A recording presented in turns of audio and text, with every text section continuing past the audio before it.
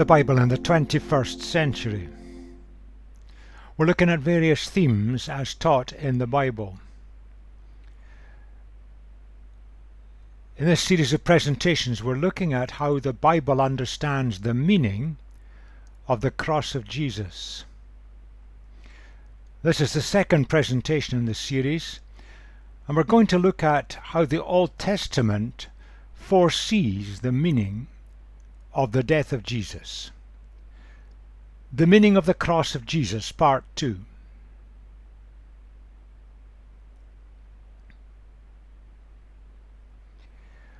Looking back to the previous presentation, the cross has a central place in the New Testament, a central place in all the teaching and understanding of the followers of Jesus today, and yet the cross is an instrument of torture, used by the Romans to terrorize conquered peoples, and regarded as one of the most, if not the most, barbaric and humiliating form of torture. And yet it's the centerpiece of the way of Jesus.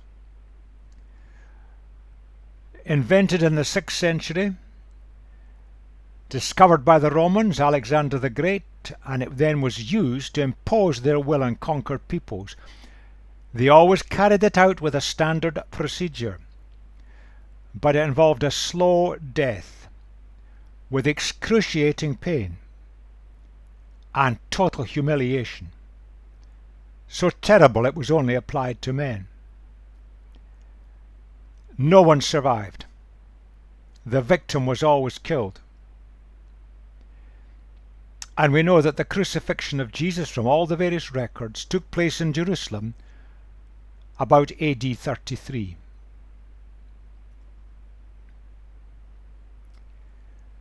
The historical facts are completely clear, and there's no real doubt about them whatsoever. They're beyond reasonable dispute. Jesus was crucified in Jerusalem under the Roman governor at that time. The facts are certain. But the reasons for his crucifixion, the meaning of it, people have argued about this. Now, we're not going to enter into the arguments and debates. We're going to look at the evidence. And we're going to start by looking at the evidence from the Old Testament, which is the theme of this presentation. Now, it could be a very long presentation because there's a lot of Old Testament. So we're going to focus on 3 key passages.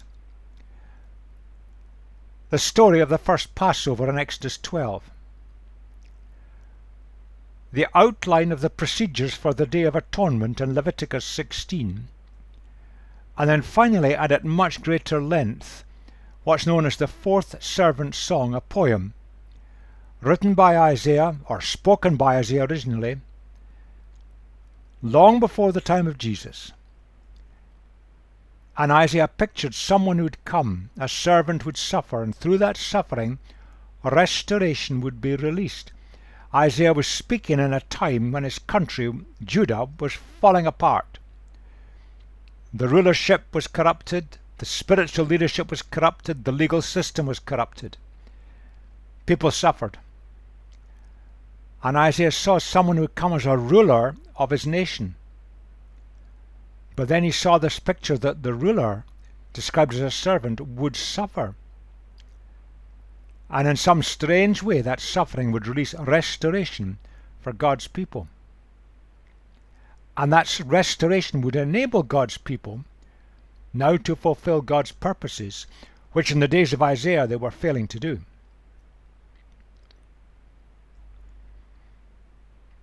Now let's start with Exodus 12.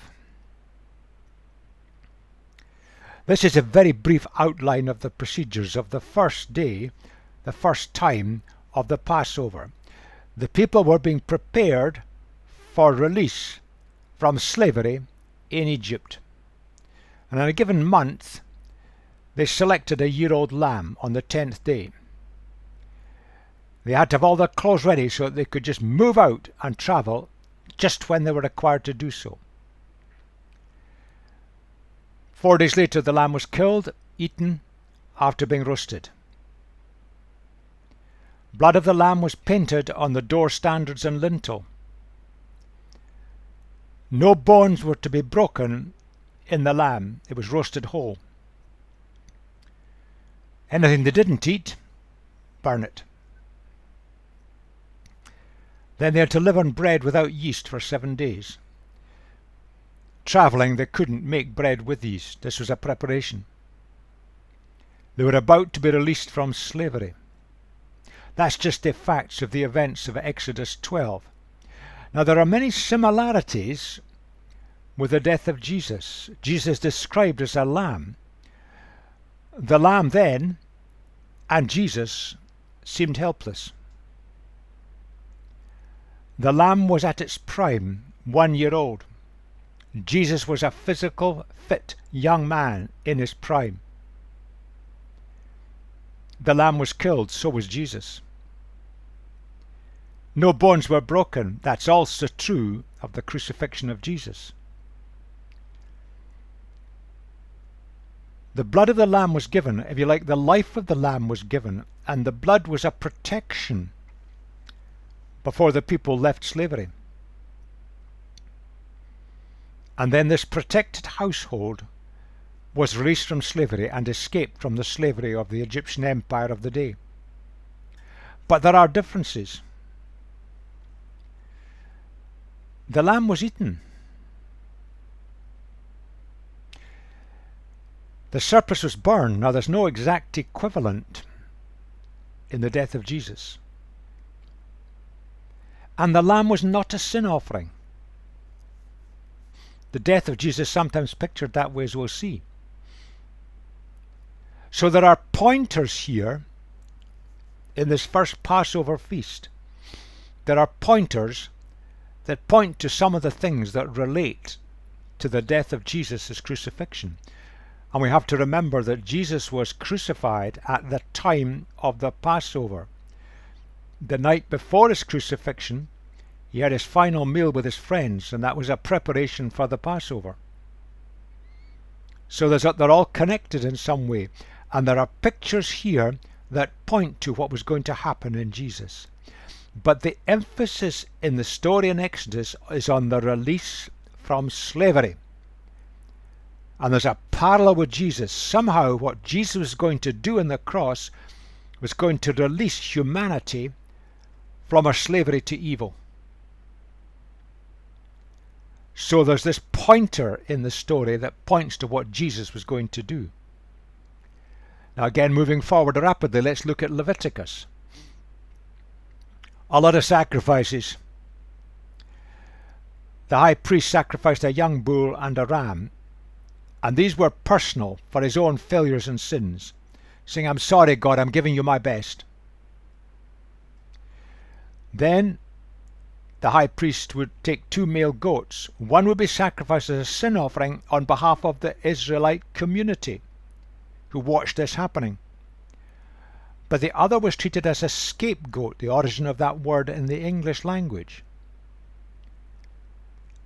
Then a ram was taken as a burnt offering. A lot of offerings. Now, if you look at the sequence of events as recorded in Leviticus 16, the high priest sacrificed the young bull for himself and his household, admitting their own failures in life. They cast lots over the 2 male goats, goats at their prime. One is chosen to be killed, and the other one is chosen to be released. One male goat was sacrificed as a sin offering for the people, recognizing the people had failed God, or rebelled against him. He lays hands on the second goat, confessing the sins of himself and the people, and then the goat is led away and released into the desert.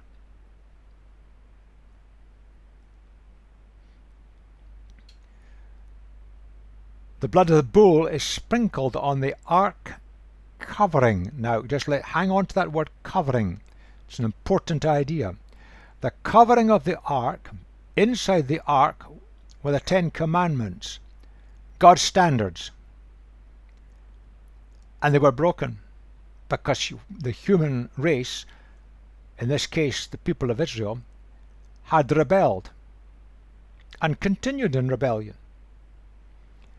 Above the ark was symbolized the presence of God. So the covering was the division, the link between the presence of God and human rebellion. That's the symbolism. So blood is sprinkled on the covering, the link between a holy God, a perfect God, and rebellious humanity. Blood from the goat is sprinkled on it as well. And blood of both was sprinkled on the tent of meeting and on the altar. The whole thing is a pretty gory event, but it certainly emphasizes blood, which symbolized life in the culture of the day, that lives were being sacrificed to deal with human rebellion against a holy God.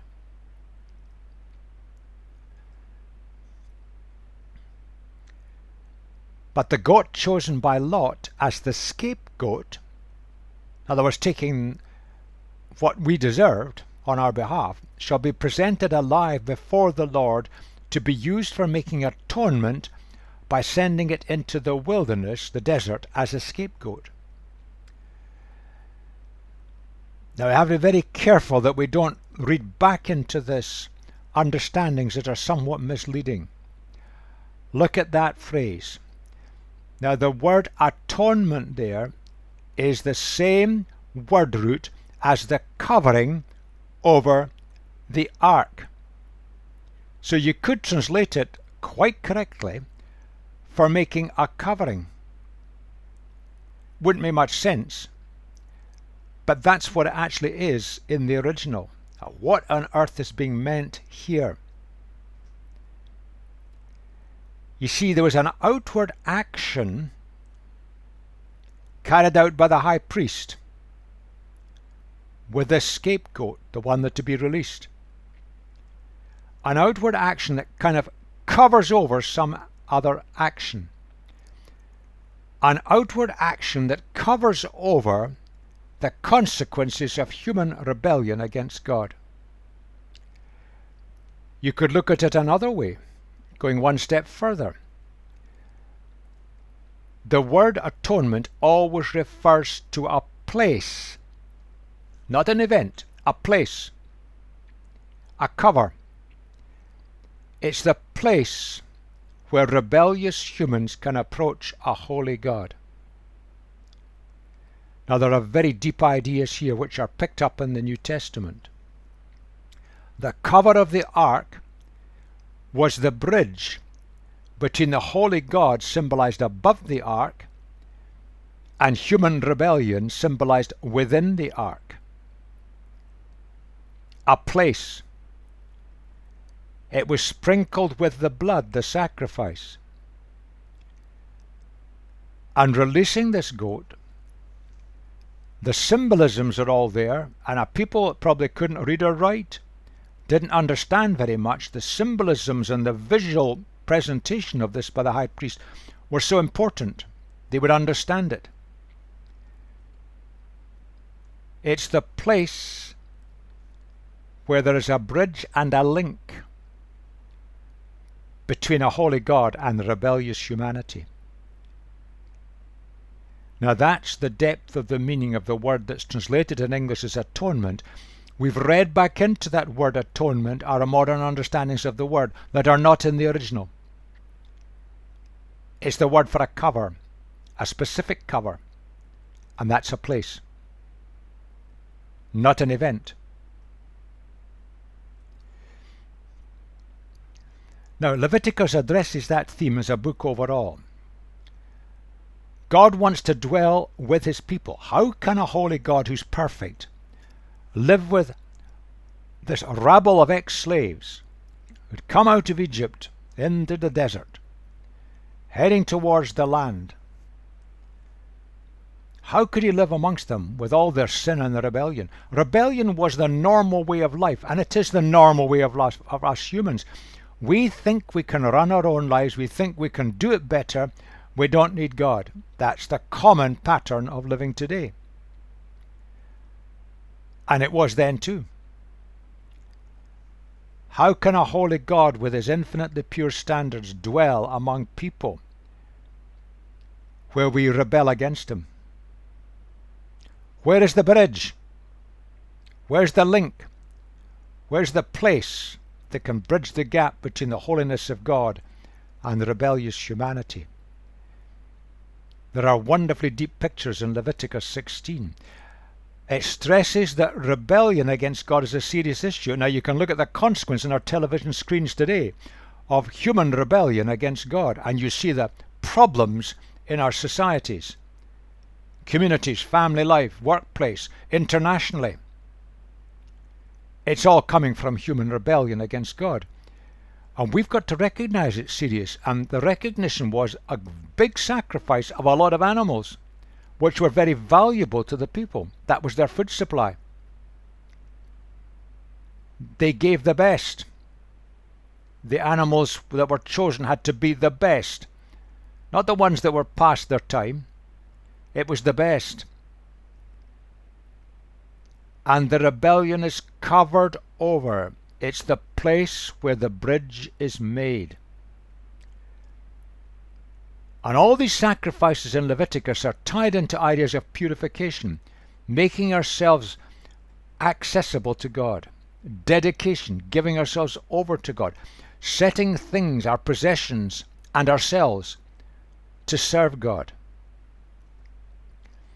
and sacrificing the best animals is the best statement this desert people could take in terms of response and commitment. We know we've messed up. To show how serious we take it, we're giving the best. Now that all fits into the theme of this remarkable book of Leviticus. Now we're going to spend a lot longer in Isaiah, and I'm going to go through this stretch almost inch by inch, but it's still a superficial coverage of the meaning of this. But to try and capture some of the depth of the meaning of Isaiah 52 and 53.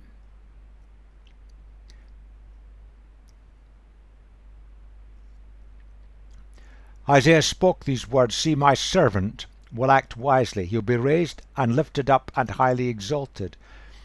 Just as there were many who were appalled at him. His appearance was so disfigured beyond that of any man, and his form marred beyond human likeness. So he will sprinkle many nations, and kings will shut their mouths because of him. For what they were not told they will see, and what they have not heard they will understand. Now remember, Isaiah would be familiar with the passage in Exodus and Leviticus. The word there carries the idea that this servant king knew exactly what to do and the purpose for which it was intended. All sorts of hints there. Yes, he was raised up on a cross, but was he highly exalted on a cross? He was later by the followers of Jesus. Or is this a hint of ascension? Is this a hint of God's acceptance and heavenly exaltedness? All these are possibles. Someone who was crucified, we've sanitized it. Literally, the body was torn apart under its own weight. And people who watched it would just be horrified. Is this a human being? And Jesus had been whipped before it. His flesh would be hanging off him. Blood would be dripping off him. Horrified, horrific picture. And when people look and see what happened, and this has happened down through the ages, the beginnings of truth start to dawn in our minds. And the purpose of this series is to look at what the biblical truth actually is. Moving on. Who has believed our message, and to whom has the arm of the Lord been revealed? He grew up, now that's the servant king again, he grew up before him like a tender shoot, like a root out of dry ground. He had no beauty or majesty to attract us to him, nothing in his appearance that we should desire him. He was despised and rejected by men, a man of sorrows, familiar with suffering. Like one from whom men hide their faces, he was despised. We held him in low esteem. Looking at this broken, shattered body on the cross, you always wanted to turn away. You could hardly face it. That phrase just simply means God's power. And one thing that's very strong in the biblical record We don't work things out by human logic. The deep spiritual things God's got to show us. We've still got to use our minds, and we've still got to be willing to understand it, but it comes through revelation. Jesus was born in a backwater of a nation under the heel of the Roman Empire. He was not born in a palace. He didn't dress in fine robes. He didn't have possessions or power. Nothing to impress or attract at a human level. And when he was on the cross, the religious leaders and the leading people of the society of that time just looked upon him and they saw, well, he's made a total mess of it. He got it wrong. Let's get rid of him. How true the picture Isaiah saw when it came to actually happen. But we're getting towards the meaning now. Surely he took up our infirmities and carried our sorrows, yet we considered him stricken by God, smitten by him and afflicted. But he was pierced for our transgressions, he was crushed for our iniquities. The punishment that brought us peace was on him, and by his wounds we are healed. We all like sheep have gone astray. Each of us has turned to our own way, and the Lord has laid on him the iniquity of us all.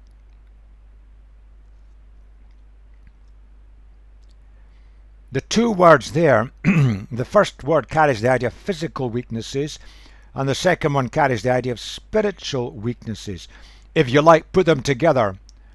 All the things that ruin our lives, somehow he took them on.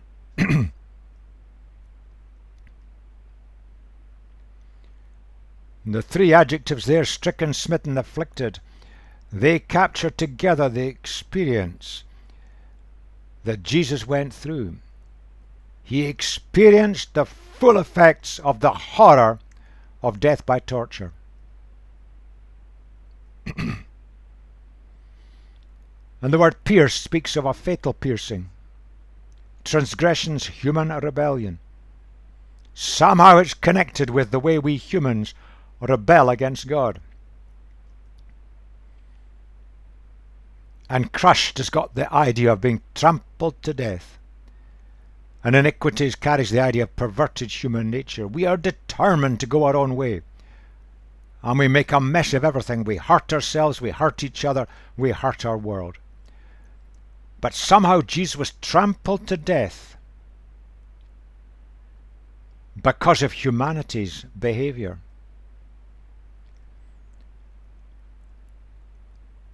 Peace speaks of spiritual harmony restored.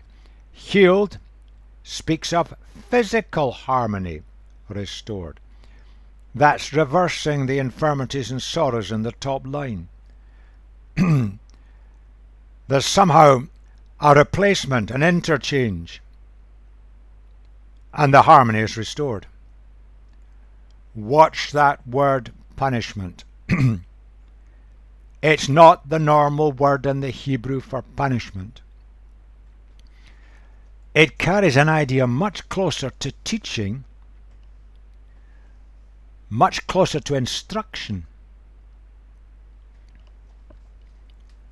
Somehow all that Jesus was doing was making a point to humanity. Yes, he went through punishment in the same way as we use the word. The punishment of a tough task or a long race. But punishment, it cannot mean that God punished Jesus. It's the wrong word. That's a misunderstanding. I put it there, that which secures or restores our peace with God. The punishment that brought us peace was on him. That the events that Jesus went through somehow released an instruction, a revelation, a mechanism, a teaching that could restore our peace with God. Human rebellion. Basically, we say we want to run our lives our own way, take our own decisions, do our own thing. And God's only in the frame to the extent with which we think he's going to agree with what we've already decided. That's our human rebellion, sadly. And somehow, human rebellion, the consequences of human rebellion, landed on Jesus. And the word iniquity speaks of the twistedness of human nature.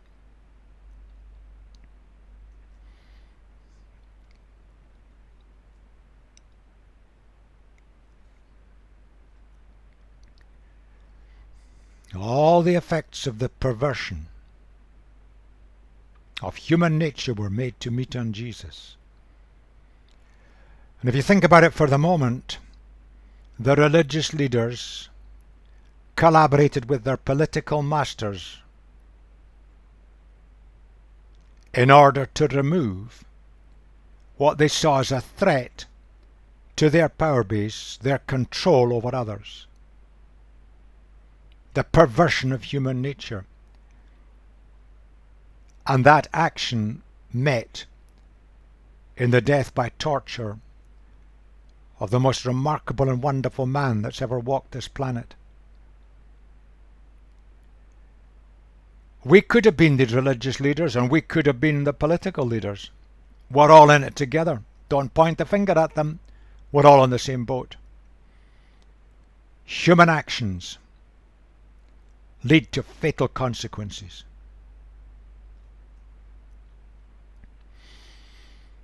You can look at it overall. Jesus took the consequences of human sin and rebellion. By doing so, he put things right. And he opened the door for restoration from God for God's people. Now we need to work through how that worked out and how we understand it. But remember, Isaiah was picturing this hundreds of years in advance of the events. And he's picturing it in the context of the society of his day, characterized by corruption and rebellion amongst God's people. And a king who would come and put things right. But he would put things right by suffering.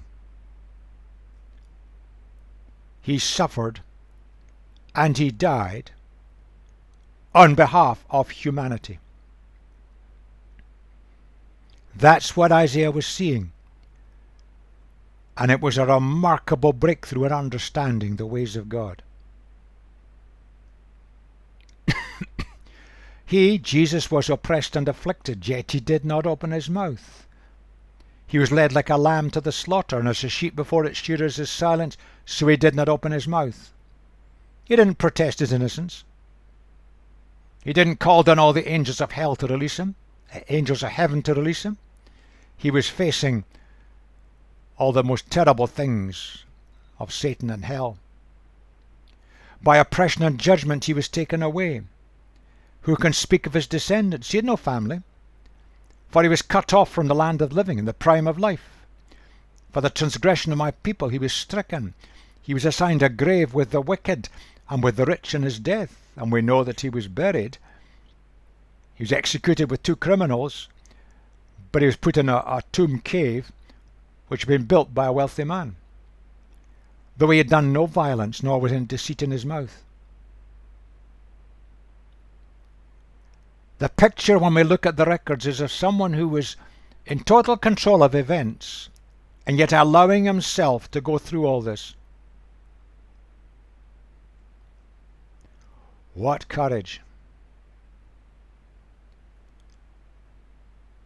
The animal substitutionary system, which was developed in Leviticus, wonderful visual teaching aid and understanding for the people. It didn't really solve the problem because they kept having to do it regularly. Jesus does this willingly, by choice, without protest. Unlike the animal, he knew what he was doing. And he did it once for all. And his death was violent. That's certainly true. And the word there speaks of rebellion. Humanity's rebellion caused this. Yes, the rebellion of the religious leaders and political leaders of the time, but the rebellion of all humanity. We're all involved in this. And the events show that both the rich and the wicked were involved in the final events.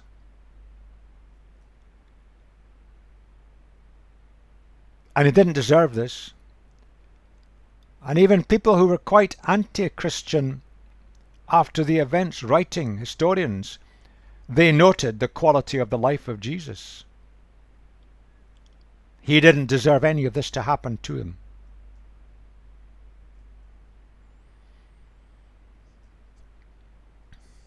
You could summarize it that way. He wasn't the victim of chance factors. He didn't need to allow himself to be arrested. He had the power of God. Miraculously, he could have escaped easily. He predicted his death at least 3 times and prepared his followers for it. They didn't get it, but he taught what was going to happen to them in advance. He willingly gave his life to deal with human rebellion. The picture is consistent. He knew what he was doing, and he knew why he was doing it. Yet it was the Lord's will to crush him and cause him to suffer, and though the Lord makes his life an offering for sin, he will see his offspring and prolong his days, and the will of the Lord will prosper in his hand. Jesus died. He never had a family, but because of what he did, down through the centuries, hundreds, thousands, millions have become his followers. And there are billions today in the world who are the followers of Jesus. We are his family, his offspring. After the suffering of his soul, he will see the light of life and be satisfied. He was resurrected. By his knowledge, my righteous servant will justify many, and he will bear their iniquities. Will be accounted acceptable to God, invited into his kingdom. The door is open. He opened the door by dying on the cross. Therefore I will give him a portion among the great, Jesus the greatest of all. And he will divide the spoils with the strong, because he poured out his life unto death, was numbered with the transgressors. For he bore the sin of many and made intercession for the transgressors. Father, forgive them. They don't know what they're doing. In the old Levitical idea that was set up in the desert, people were taught to understand about their failures. They brought their best and most precious and gave it to God. Jesus was God's greatest and best. By doing this, the people were indicating they wanted to take their sins seriously. They wanted forgiveness. They wanted to be in God's presence. Jesus made all that complete. The willing sacrifice of a life is the only way to undo all the damage that sin or human rebellion has caused. The only way to break the stranglehold of sin on humanity. This is a very deep and remarkable thought, and it doesn't follow human logic in the plan and purpose of God. The willing sacrifice of Jesus defeated the stranglehold of Satan on humanity. Satan, the evil angel, who leads us into rebellion when we allow ourselves to be led that way. We don't seem to be able to escape his clutches.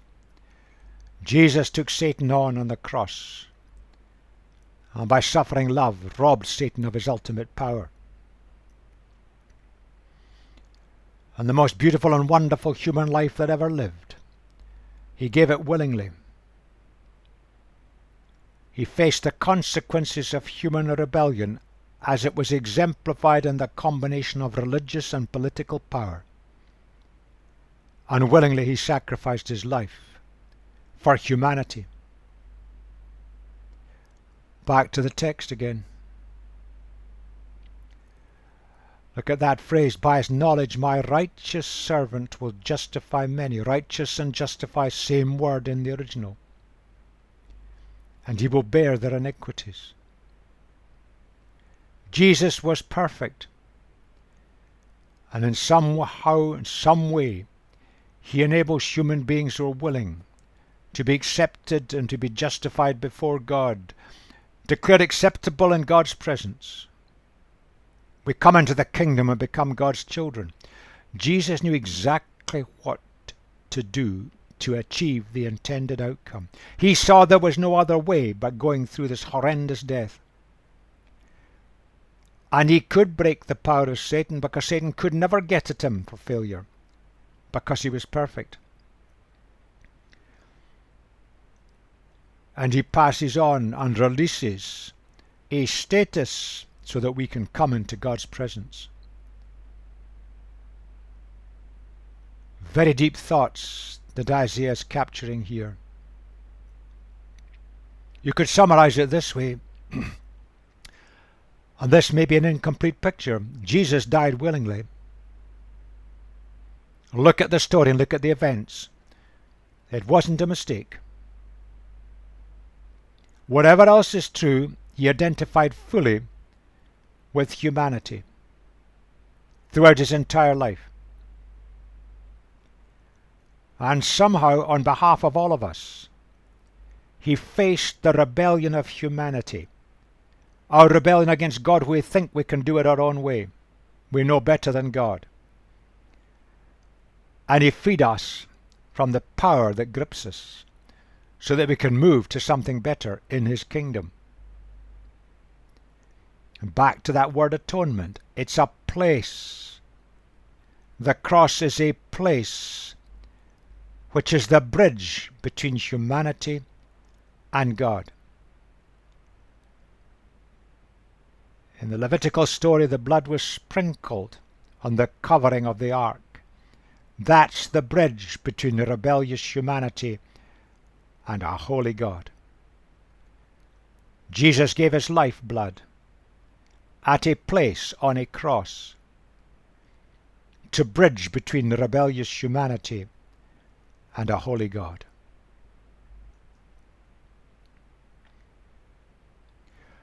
Looking at the picture in Isaiah overall, we can say that Isaiah saw that the death of Jesus had a purpose.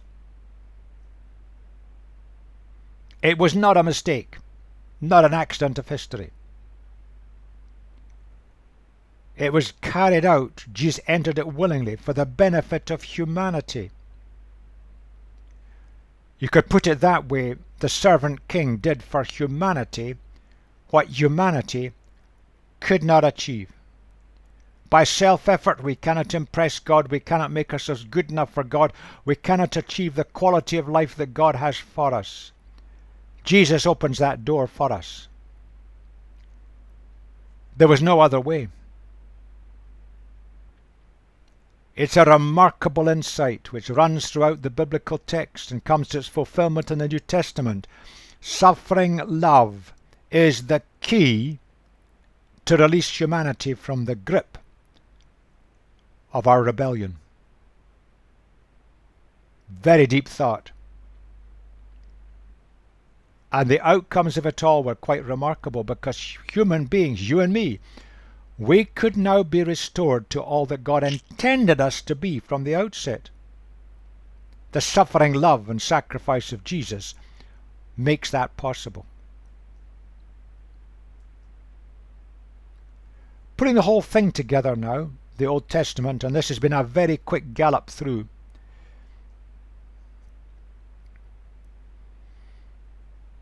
The cross relates to God's people. Our rebellion displeases God, because we miss out on the best of life when we think we can decide it and do it our own way. It's serious. We lose out on all the best that God made for us, and we shut the door to his best in this life. We've got to recognize that in the Old Testament there was no concept of heaven and hell. Indeed, in the Hebrew language there is no word for hell. You may protest and say, and point to the word hell in a translation of the Old Testament. The word that's translated there means the shadowy place of the dead. It's a very misleading translation. Modern translations tend to translate it by phrases like the grave. Basically, the afterlife. Everything in the Old Testament, and indeed in the New Testament, is focused on this life. The emphasis of the Old Testament is entirely on human fulfillment in this life. That's carried forward into the New Testament. Now, there are implications for the life after death, yes, but the emphasis that's in the Bible is on this life. And there is no concept in the Old Testament anywhere of appeasing the anger of God. We've just made that up. That's just not there in the original language in the thought form. It existed in other cultures at the time, but if you look at their writings and what they did and compare it to the Old Testament is totally different. The language would not allow it. That concept is not there. God did not take his anger against humanity out in Jesus. That is an utter misrepresentation of the Old Testament, and indeed it's a misrepresentation of the New Testament. It's not true. The language would not allow it. Sacrifice means giving the best. Jesus is God's best. But there's a strong element of substitution. The animal was sacrificed on behalf of the human that made the sacrifice. Jesus was sacrificed on the cross on behalf of humanity.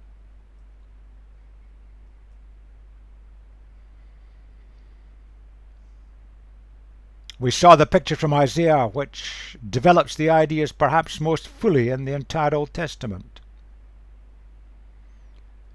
Jesus acted as a bridge, the cross is a place, a bridge between rebellious humanity and a holy God.